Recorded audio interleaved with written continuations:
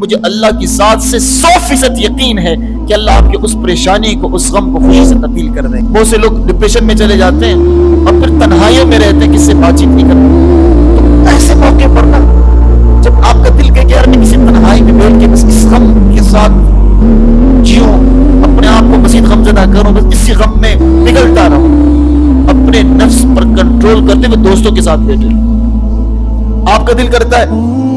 کہ بس ایسی بس تنہائی میں کہیں بیٹھ کے خود تڑپتا رہوں، ایسا نہ کریں۔ آپ جا کے ورزش کریں۔ آپ ورزش کریں گے تو اس سے غم اور ٹینشن، ڈپریشن کچھ ہلکی ہو جائے گی، کچھ کم ہو جائے گا۔ دوستوں میں جائیں، گھومیں پھرے، تو اس سے انشاءاللہ